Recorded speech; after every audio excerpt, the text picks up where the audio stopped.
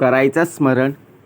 गुरुर्ब्रह्मा गुरुर्विष्णू गुरुर्देवो महेश्वरः श्री सद्गुरु साक्षात परब्रह्म तस्मै श्री सद्गुरुवे नमः. जय जय रघुवीर समर्थ. जय जय रघुवीर समर्थ. श्रीमत श्री दासबोध दशक 19. शिकवण नाम. समास पहिला. लेखन क्रिया निरूपण नाम. श्रीराम समर्थ. ब्राह्मणे बाळबोध अक्षर घडसूनी करावे सुंदर. जे देखतांची चतुर समाधान पावती. जय जय रघुवीर समर्थ. श्री समर्थ कृपेने समर्थांनी बघा प्रत्यक्षात प्रार्थनेने सुरुवात करून दिली. गुरुर्ब्रह्मा गुरुर्विष्णू गुरुर्देवो महेश्वरा. तिघांच्या पलीकडे असणारा श्री सद्गुरु साक्षात परब्रह्म तस्मै श्री सद्गुरुवे नमः. प्रत्येक वेळेला बघा आपण स्मरण करत असतो. ब्रह्मा विष्णू महेश या तिघांचं स्मरण करून बघा प्रत्यक्षात तिघांच्या पलीकडे असणारा जो श्री सद्गुरु साक्षात परब्रह्म. आता जर आपण पाहायला गेलो या ग्रंथामध्ये सकळ ग्रंथांचं सार तो हाची दासबोध. बघा प्रत्यक्षात भाग कसा दिलेला आहे. आपण आतापर्यंत लोकांची मतं जाणून घेतली, लोकांची मतं ऐकली, लोकांचे विचार ऐकले, परंतु आपण काही घडलो नाही. बघा पाहावे आपणासे आपण. लोकांच्या विचारांनी लोकांच्या मतांनी आपण घडलेलो आहोत का? नाही ना. आपल्याला घडायचं आहे, परंतु आपण काय करतो? आपल्यामुळे लोक अजून बिघडत चाललेली. विचार जर आपण नीट केला ना, आपल्याला घडायचं आहे, तर प्रत्यक्षात असा कोणता मार्ग आहे जेणेकरून आपला देह घडला जाईल? लोकांच्या विचारांनी लोकांच्या मताने आपण सर्व ऐकलं जाणलं, परंतु हा जो मार्ग आहे श्रीमत म्हणजेच खुद्द भगवंताचं वचन. युगाने युगे एकलाची एक चालवितो तिन्ही लोक. या मतातून प्रत्यक्ष दास या बोधातून घडला जाईल एवढं मात्र निश्चित. कारण आजचा समास फार महत्त्वाचा आहे. दशक 19. बघा हळूहळू 20 दशक दासबोध श्रवणाद्वारे घेता शोध. मनन करत्यास विशद परमार्थ होत. दशक 19 म्हणजे 190. बरोबर की नाही? 190 समासापर्यंत आपण आलेलो आहोत. शिकवण नाम आणि त्यातला समास पहिला म्हणजे 191. बरोबर. लेखन क्रिया निरूपण नाम.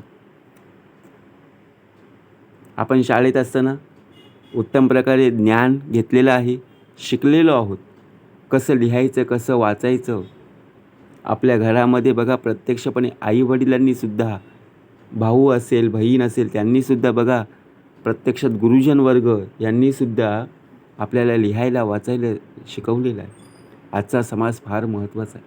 आपण काय शिकलोय? लेखन क्रिया निरूपण नाम. समर्थांनी सुंदर भाग दिलेला तर आहेच. प्रत्यक्षात आपण जरा गेलो, लेखन क्रिया ज्याप्रमाणे अक्षरांची शुद्धता.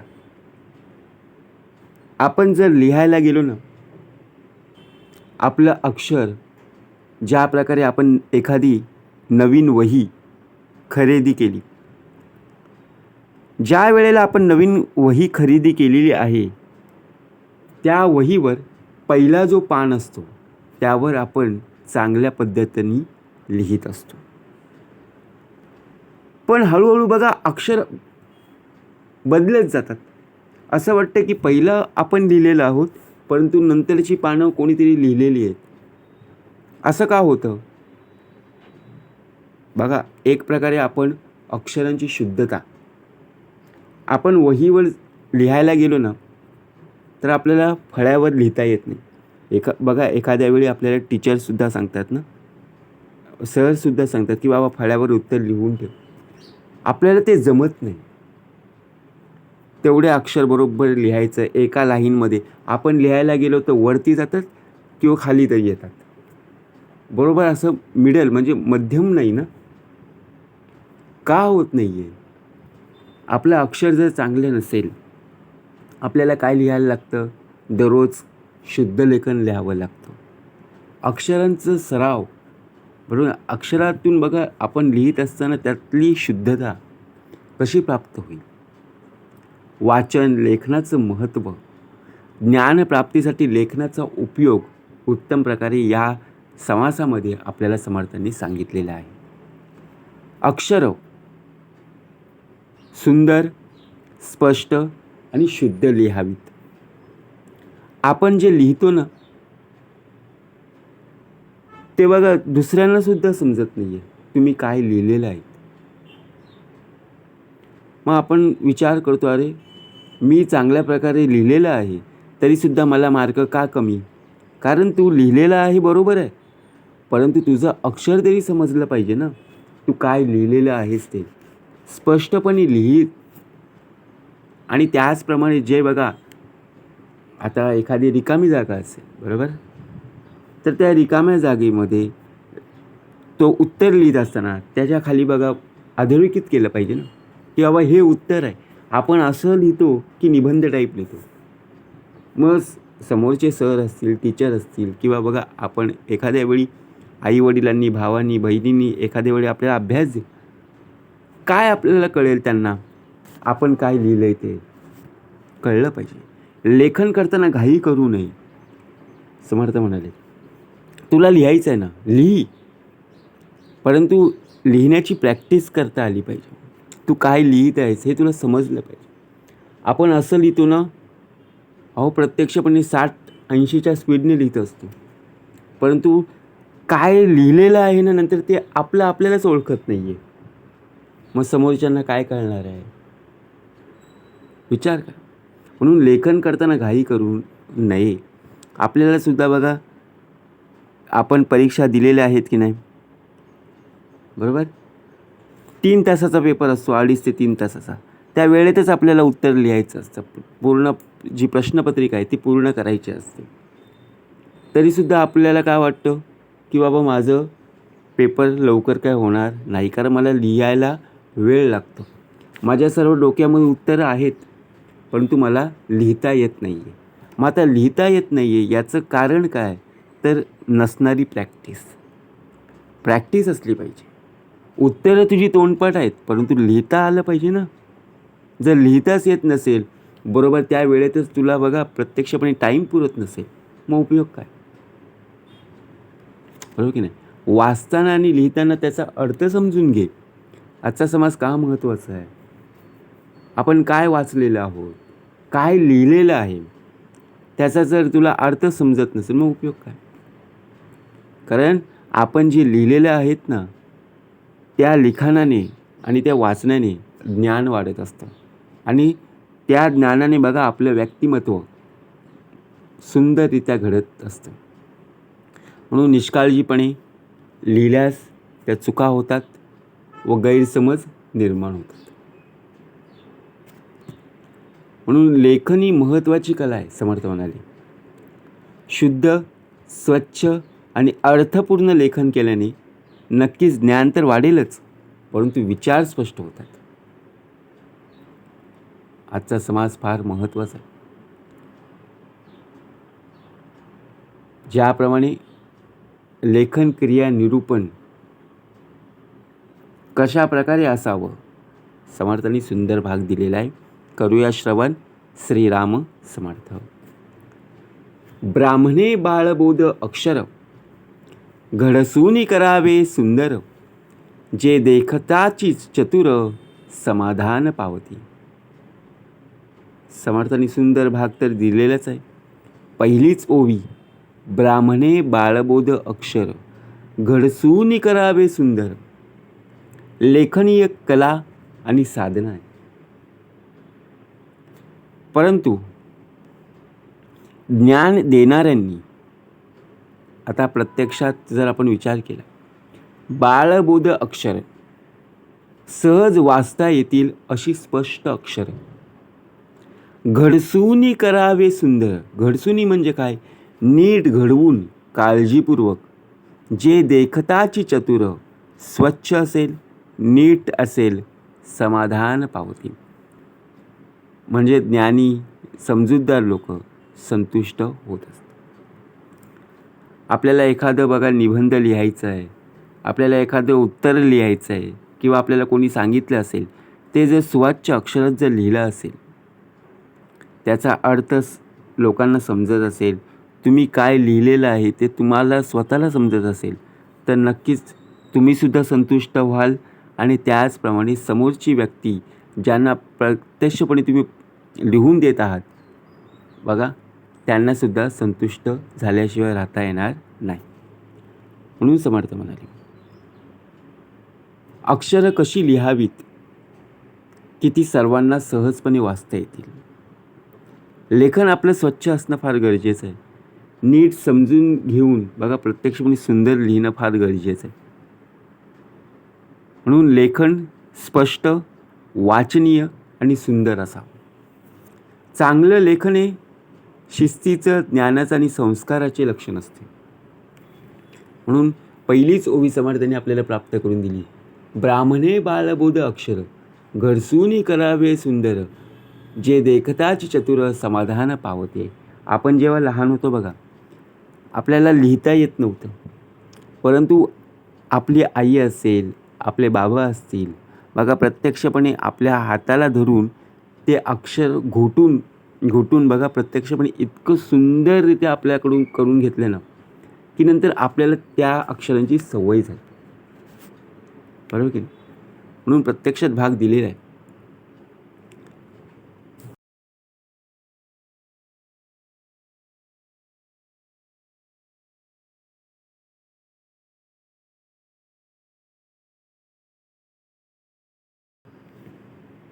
समर्थ म्हणाले, अक्षर वाटोळे, सरळे, मोकळे, काजळाच्या शाईने लिहिलेले असावे. आता आपण एखादं कागद असेल, त्या कागदावर बघा आपण सहजरित्या लिहितो की नाही. मग अक्षर हे वाटोळं, सरळ आणि मोकळे असणं फार गरजेचं. आपण लिहितो ते आपल्यालाच कळत नाही. बघा एक वही असते बघा, दुरेगी वही, माहिती असेलच ना. त्या दुरेगी वहीमध्ये आपल्याला लाईनवाली जी वही असते, त्यामध्ये लिहायला गेलो की बघा आपल्याला समजत नाही की कसं लिहायचं असतं. आपले अक्षर बरोबर त्या ओळीमध्ये राहत नाही. म्हणून त्यासाठी बघा आपण दुरेगी वही घेत असतो आणि त्याच्यावर आपण सराव करत असतो, प्रॅक्टिस करत असतो की बाबा माझं अक्षर बरोबर वळणदार यायला हवं, चांगले नीटनेटकेपणाने लिहिता यावं. वाटोळं म्हणजे काय? तो गोलाकार, सरळ आणि स्पष्टपणे. ओतले म्हशीचे काळे, आता प्रत्यक्षात म्हणजे काय? काळ्या शाहीने लिहिलेलं. कुळकुळीत ओळी चालील्या ढाळे. कुळकुळीत म्हणजे काय? गुळगुळीत, नीटनेटके, ओळी व्यवस्थित रांगेत असावेत. मुक्त माळा जैसा म्हणजे मोत्यांच्या माळेसारख्या सुंदर दिसणार आहे. की आपण लिहिलेलं जे काही ओव्या असतील बघा, प्रत्यक्षपणे ओळ्या असतील किंवा एखादा निबंध असेल, ते जणू काही मोत्यांच्या माळाप्रमाणेच लिहिलेलं आहे. एखादी स्पर्धा असते बघा, निबंध स्पर्धा, त्यावेळी आपण जर भाग घेतला, आपल्याला वाटतं की बाबा माझं अक्षर खूप चांगलं आहे, परंतु आपल्यापेक्षा तरी कितीतरी पटीने बघा आपल्या प्रतिस्पर्धींचे अक्षर खूप चांगले असतात. मग त्यासाठी आपल्याला काय करता येईल? त्यासाठी प्रॅक्टिस करणं फार गरजेचं आहे. म्हणून स्वच्छता, शिस्त आणि सौंदर्य यांचा संगम असणं फार गरजेचं आहे.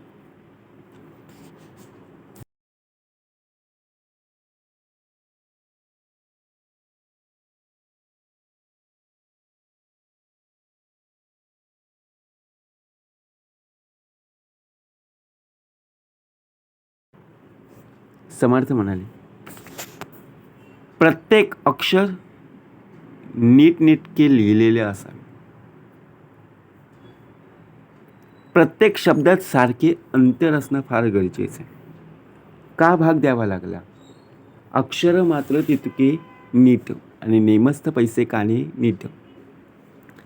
प्रत्येक शब्दात जर अंतर नसेल काय होईल हो? तुम्हीच विचार करा. प्रत्यक्षात जर पाहायला गेलं, तुम्ही लिहिलेल्या अक्षरांचा किंवा तुम्ही लिहिलेल्या वाक्यांचा अर्थच कळणार नाहीये. त्याचप्रमाणे आडव्या मात्र त्याही नीट आरकुली वेलांटे. काने असतील, आडव्या मात्रा असतील, रफार असेल, उकार असेल, वेलांटाही नीट असणं फार गरजेचं आहे. कारण बघा, प्रत्यक्षात आपण शिकलेलो आहोत. मात्रा कशी द्यावी, रफार कुठे असावा, वेलांटी कुठली असावी, काना कुठे, मात्रा कुठे, बरोबर की नाही? म्हणून भाग दिलेला आहे.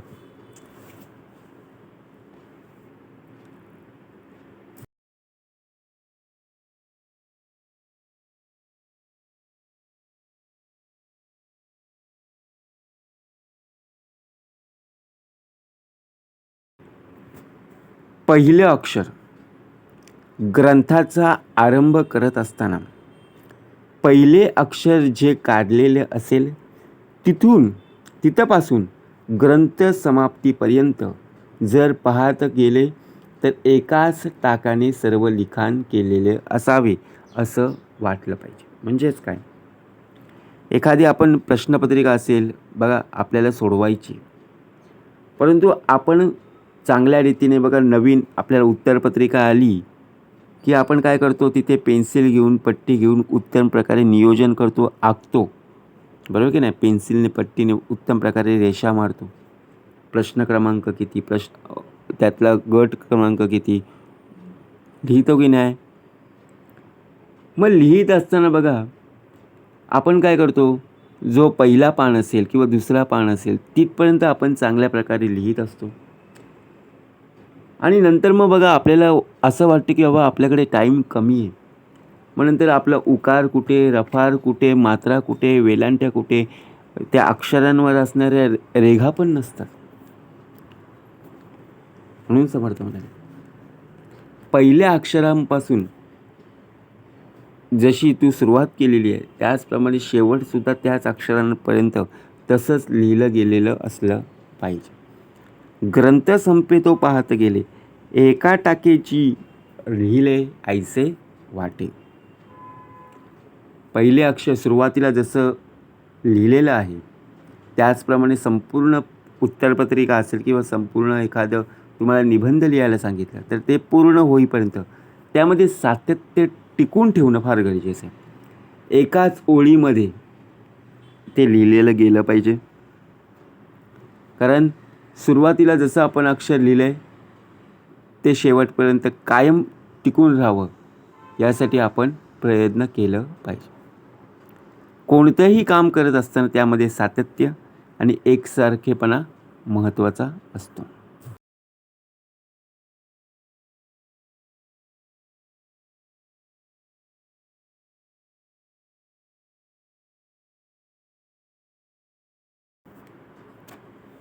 समर्थ म्हणाले, सर्वत्र अक्षरांचं काळेपण आणि टाकांचं ठोसरपण, अक्षरांचं वळण आणि वाकण अगदी एकसारखं असावे. विचार जर आपण केला, अक्षरांचं काळेपण अगदी स्पष्ट आणि गडद दिसणं फार गरजेचं आहे. टाकांचं ठोसरपण बघा, ठोसपण, तुम्ही लिहिलेलं अक्षर उत्तम रीतीने असणं का गरजेचं आहे? स्पष्ट का महत्त्वाचं आहे? कारण वळणं वाकणं सारिकेची. अक्षरांची वळणे असतील, आकार असेल, रचना असेल, सर्वत्र एकसारखी असणं फार गरजेचं आहे. म्हणून तुम्ही जे लिहिलेले आहेत त्यातली अक्षरे गडद, स्पष्ट, ठाम असावीत. अक्षराची वळणं आणि आकार सुरुवातीपासून शेवटपर्यंत एकसारखी जर तुम्ही ठेवलीत तर नक्कीच तुमचं एखादी उत्तरपत्रिका असेल किंवा तुम्ही एखाद्या कागदावर लिहित असाल ते नीटनेटकं तुम्हाला आकर्षितरित्या आणि समोरच्या व्यक्तीला प्रभावी असे वाटेल. म्हणून समर्थांनी सुंदर भाग दिलेला आहे.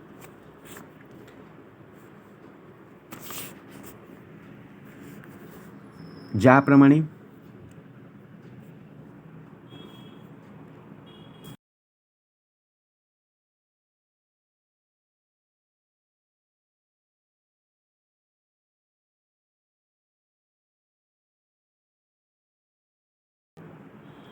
समर्थ म्हणाले, ओळीस ओळी लागेना. एक ओळ दुसऱ्या ओळीला चिकटू नये. खालील जी ओवी आहे त्या वरच्या ओवीला स्पर्श होता कामा नये. या पद्धतीने आपण लिहिलं पाहिजे.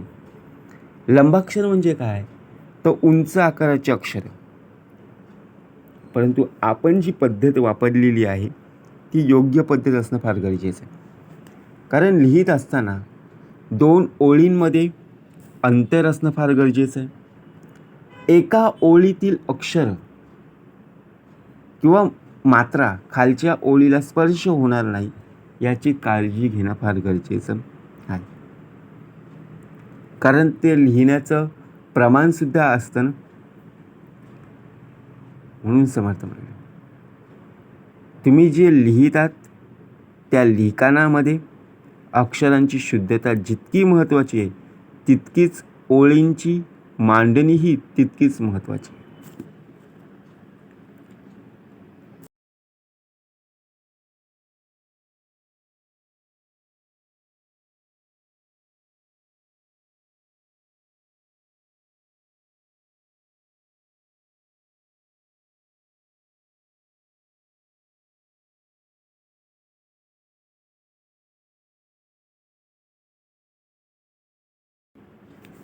ज्याप्रमाणे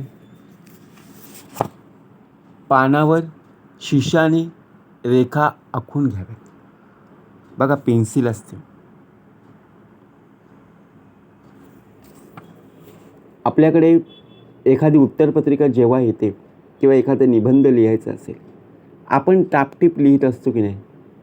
परंतु आकर्षकरित्या जे कागद असेल किंवा एखादी उत्तरपत्रिका असेल किंवा एखादी पुरवणी असेल ती चांगली दिसावी यासाठी आपण काय करतो? रेषा मारतो की नाही. मग त्या रेषा ज्या आहेत ना पेनाने न मारता पेन्सिलने आखलं पाहिजे. त्यावर मोजके शब्द लिहायचे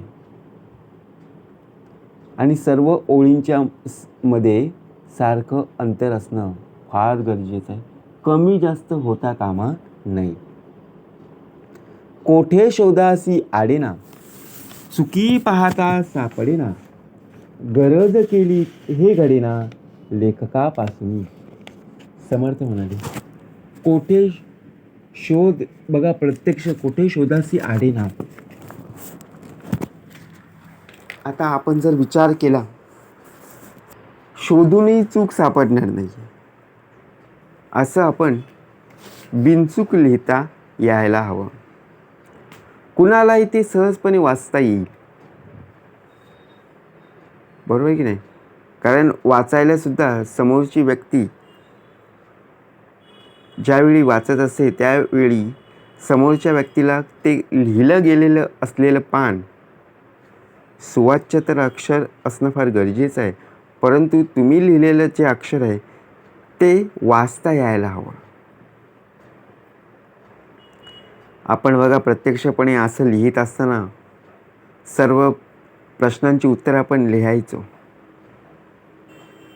पण आपल्याला घरी आल्यानंतर आई विचारायची, बाबा विचारायचे, भाऊ विचारायचा, बहीण विचारायची, काय रे पेपर कसे गेले?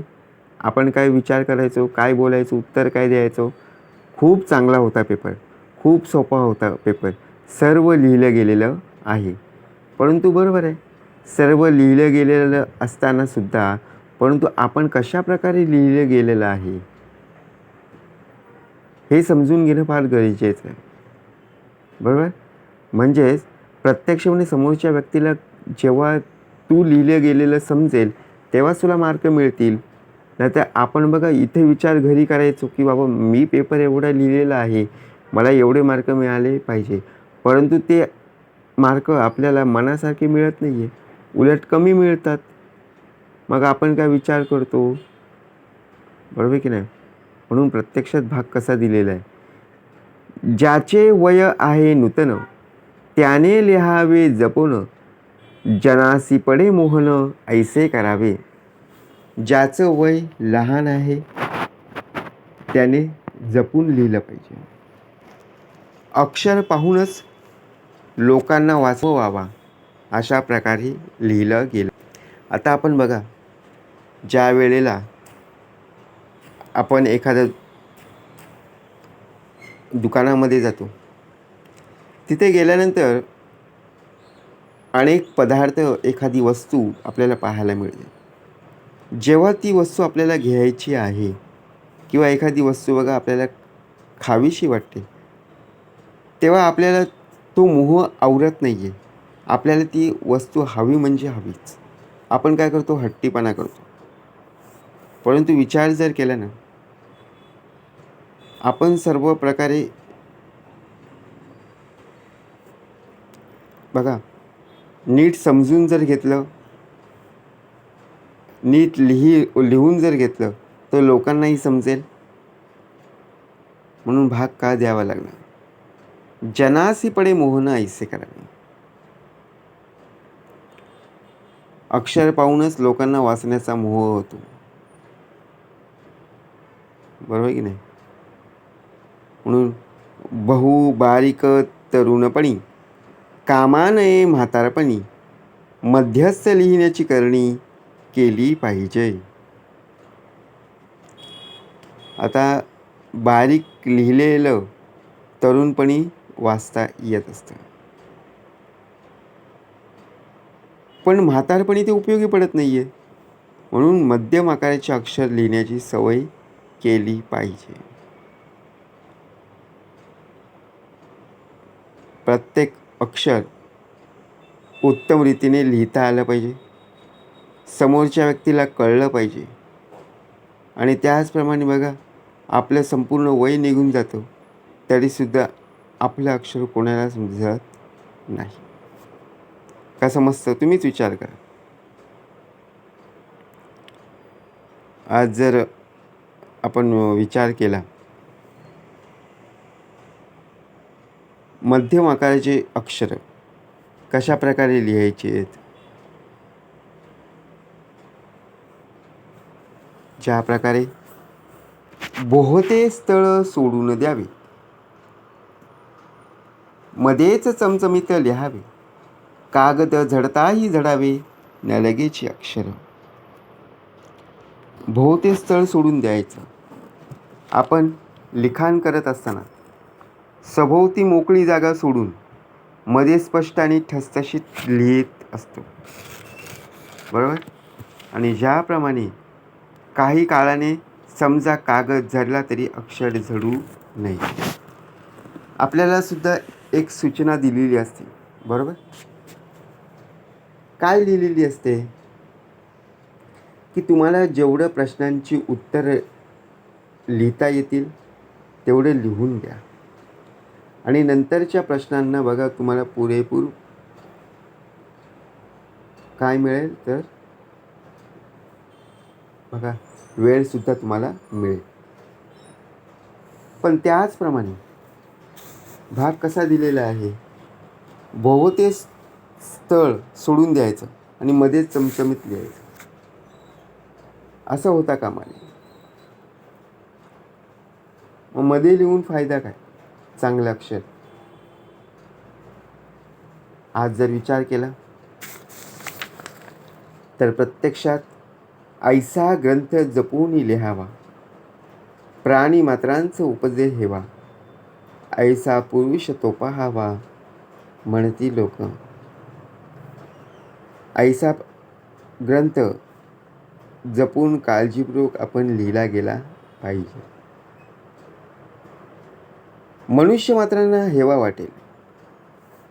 ज्यांनी हा ग्रंथ लिहिला त्या पुरुषाला पाहावे असे वाटत असते.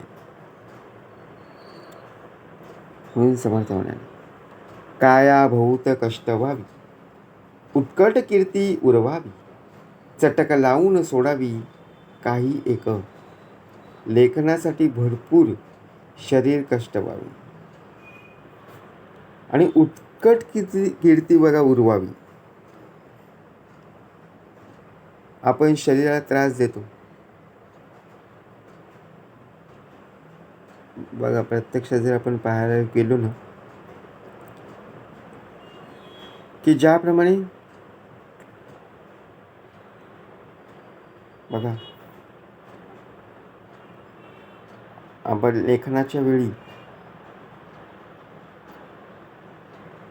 सर्वांना समजेल अशा प्रकारे लिहायचं. असं लिहिलं गेलं पाहिजे जेणेकरून मनुष्य मात्रांना हेवा वाटेल. काया बहुत कष्ट व्हावी, उत्कट कीर्ती वाढवावी, चटक लावून सोडावी काही एक.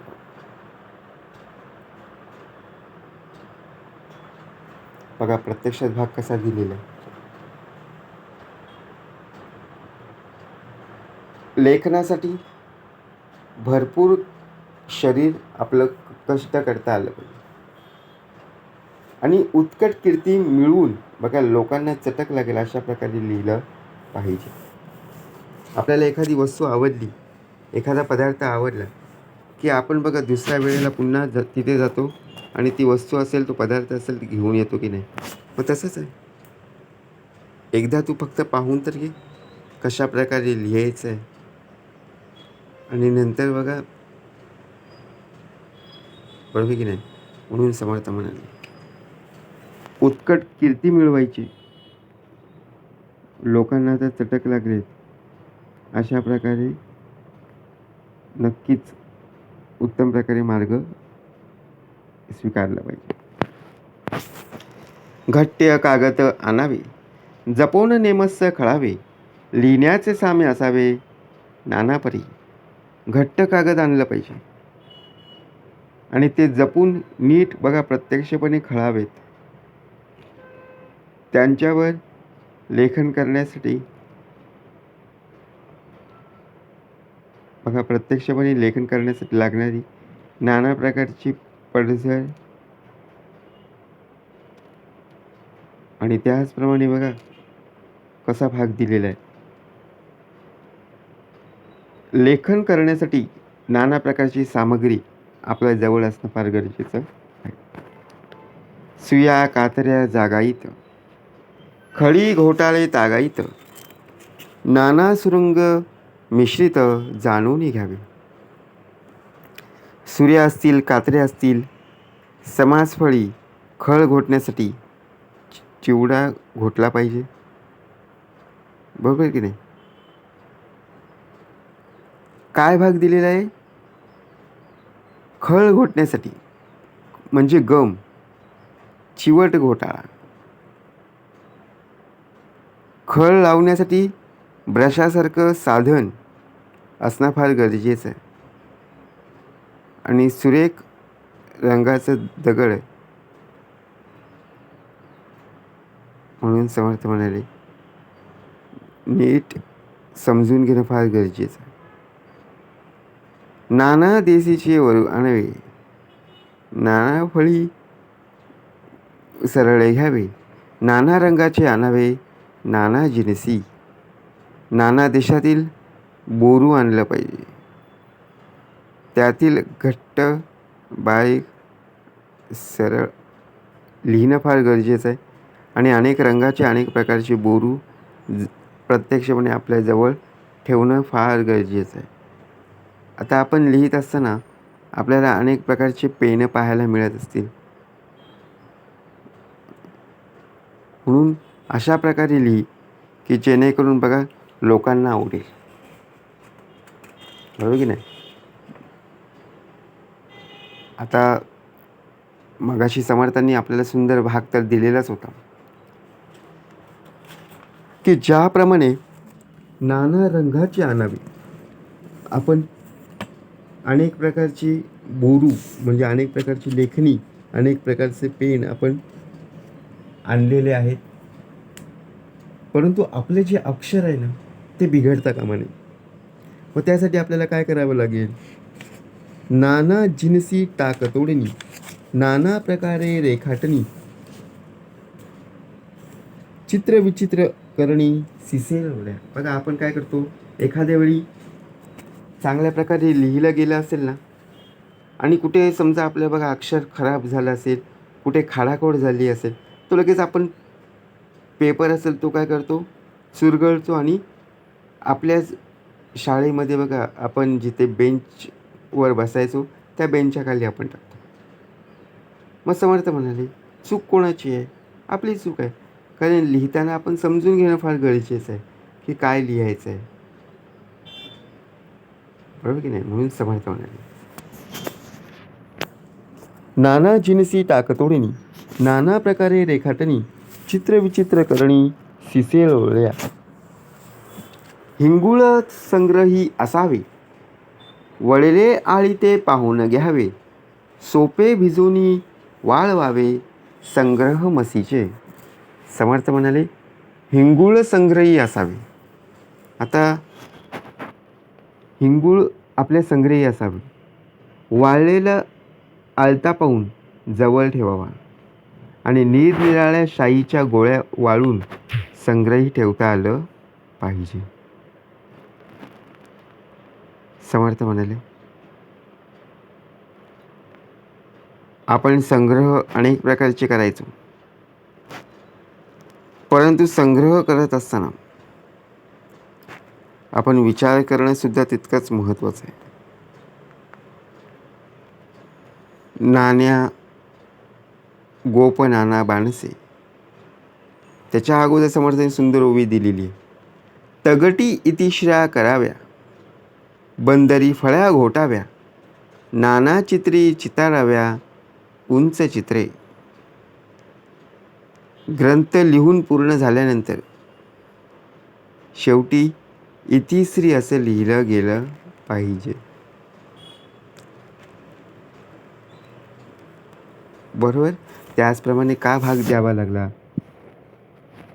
आपण एखाद्या वेळी पेपर लिहायचो बघा, ते पेपर लिहून झाल्यानंतर आपल्याकडे वेळ असायचा, परंतु तो वेळ कशासाठी आहे? आपण काय लिहिलं गेलेलं आहे याचं आपण काय केलं पाहिजे बघा, उत्तमरित्या दक्षता घेतलीच पाहिजे. बरोबर आहे. परंतु आपण जे लिहिलं गेलेलं आहे बरोबर आहे का, चूक आहे का, हे पाहणं फार गरजेचं आहे. समर्थ म्हणाले ग्रंथ लिहून पूर्ण झाल्यानंतर शेवटी इतिश्री असं लिहिलं गेलं पाहिजे. प्रत्येक दासबोधामध्ये, प्रत्येक ओव्यांमध्ये इतिश्री पाहायला मिळत असतो. म्हणून नाना गोप नाना बासने, मेनका पडे सिंदूरवरणे, जळणी बघा प्रत्यक्षपणे पेट्या कुळपे जपणे पुस्तका कारणे. नाना प्रकारचे गोफ, नाना बासने, अनेक प्रकारच्या रंगाची मेन कापडे आणि ग्रंथ शुद्धतीत बघा प्रत्यक्षपणे त्यामध्ये बघा एखादा कापड असेल तो भिजवून तो वाळवून ठेवायचा आहे किंवा कापसाचा बोळा जरूर लागल्यावर त्या पाण्यात टाकला की तांबडी शाई तयार होते.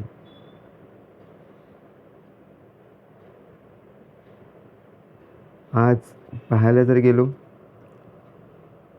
हिंगुळ एक लाल रंगाचा पदार्थ आहे. हिंगुळ संग्रही असावी. बघा आता भाग दिलेला आहे. पारा, गंधक आणि लाख यांच्या मिश्रणापासून तो तयार केलेला असतो. ग्रंथाचा आरंभ असेल, शेवट असेल, ग्रंथातील आकडे त्यावर तो लावला जात असतो. म्हणून समर्थ म्हणाले, आपण जे लिहिलं गेलेलं आहे त्या लिहिण्याला काहीतरी अर्थ असणं फार गरजेचं आहे. आणि सर्वात महत्त्वाचं म्हणजे बघा, नाना गोप नाना बासने मेन कापडे सिंदूर वर्णी. याचा अर्थ आपले अक्षर हे बरोबर त्याप्रमाणे असणं फार गरजेचं आहे. म्हणून ग्रंथ बांधून ठेवण्यासाठी नाना प्रकारची गोप असेल, बासने असतील, सौंदर्य रूपातील मेन कापडे असतील आणि ग्रंथ सुरक्षित ठेवण्यासाठी पेट्यांचा वापर केला जातो, कुलूप लावले जातात. म्हणून समर्थ म्हणाले, ग्रंथाचा आरंभ, शेवट आणि ग्रंथातील आकडे यावर बघा प्रत्यक्षपणे बोललं जातं. आणि त्याचप्रमाणे सोपा अक्षर कसं काढावं, शाईत बुडवून ठेवलेली बघा प्रत्यक्षपणे लेखणी असेल, त्याचप्रमाणे कशा प्रकारे लेखनाचा सराव करायचा आहे, कशा प्रकारे समोरच्या व्यक्तीला वाचता येईल, याप्रमाणे अक्षर काढणं फार महत्त्वाचं आहे. म्हणून समर्थ म्हणाले, नाना गोप नाना बासने मेन कापडे सिंदूर वर्णे पेट्या कुलूप जपणे पुस्तका कारणे. इति श्रीदासबोध गुरु शिष्य संवादे लेखन क्रिया निरूपण नाम समास पहिला. जय जय रघुवीर समर्थ.